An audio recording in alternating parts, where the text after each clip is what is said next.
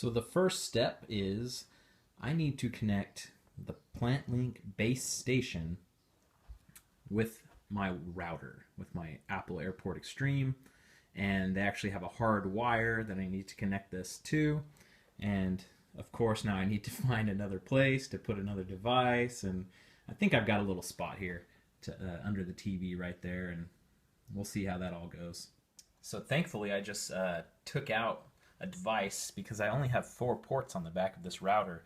So this is going to be one more, and now it's full, so hopefully there's no more devices that I need to add to this machine. So I'm going to just plug this into the back of the station for now. Now I got to power it up. And my router actually has a little USB port in the back of it as well, so I'm thinking that I don't need to plug it into a power outlet. I can just plug this in and then plug the USB in, and hopefully I'll just get power from that instead of having to plug it into the wall. Alright, so we've got a red LED going, and now she's green.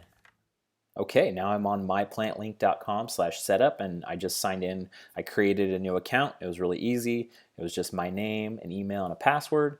And now there's this little setup video, which is pretty nice actually. And the next step is to put in the base station serial number. So let's do that. Now I'm going to give this plant a nickname, and kind of my most prized plant is my fuchsia, my climbing fuchsia. So I'm going to put climbing fuchsia. Hopefully that's how it's spelled.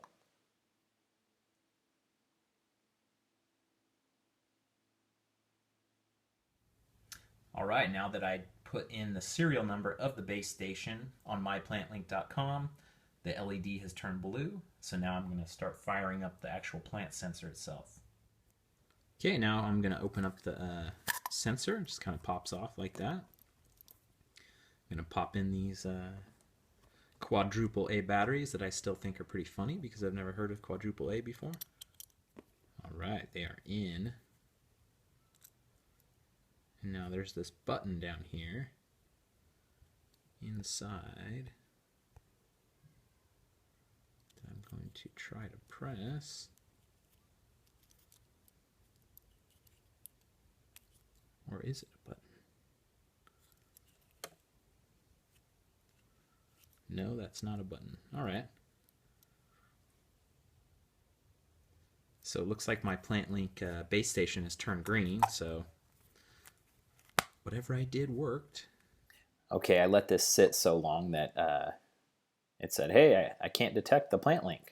So I'm going to try again. Press the button inside the link to complete the setup. That thing did not feel like it was a button. All right, so now it can detect the PlantLink, and we're going to move on. I thought we already went through this, and I don't know why it has come back up. So now it seems like the button inside the PlantLink sensor actually is working for the first time. I don't know if the button was just stuck or something else was going on. And every time I push the button, the PlantLink goes from blue to yellow, but it is not going to green. So the button inside the PlantLink sensor was very sticky, and I didn't even think it was a button, but then all of a sudden it loosened up. So now when I've pressed the button, you can see the LED will change to yellow, just change to yellow on the PlantLink sensor. But now it's supposed to turn green as well because I'm in the middle of the setup on myplantlink.com. Let's see, maybe if I put the cover on, I don't think that should make any difference at all.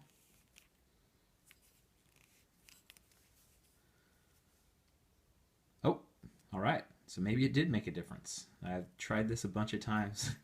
But cool, now we got the green PlantLink symbol, and I'm going to go put this thing in the ground.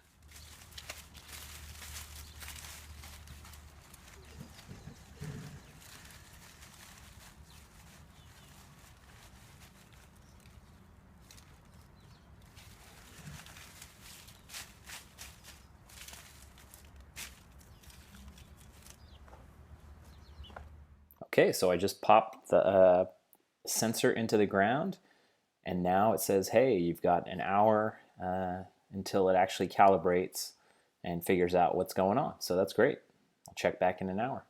Looks like the initial calibration is finished, and now my climbing fuchsia is showing information, and it looks like it says it's just right, and I don't need to water for another week.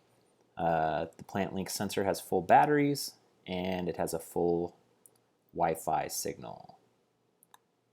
Check out the status here, and I'm not really sure what this means. It says too dry, too wet, but it's kind of in the middle here, so maybe that's a good thing. Easier to tell from this because it's saying, hey, it's right in the middle, but this is kind of hard to tell. Maybe if this bar was green, it would make more sense.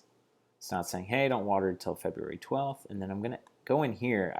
I was kind of playing around with this before, and if you type in fuchsia, you've got all different kinds of varieties and scientific names for all the different plants, which is pretty neat. I just did plain Jane fuchsia because I don't know the exact scientific name. And then I believe I have clay soil, clay loam. Actually not exactly sure. So we're just gonna play it by ear. So I just downloaded the iOS app as well for my iPhone, and it's a really nice app. It has some great little features of notifications. It shows you all your different plant links on the home page, and then it also has a schedule thing. So this is the initial setup, so I'm not sure exactly how everything's going to work. Just kind of wanted to show what those screens look like. So I hope you've enjoyed the video. I'm going to take some time to review it, about 2 weeks, play with it, and see what works, see what doesn't work, and then come back with my review.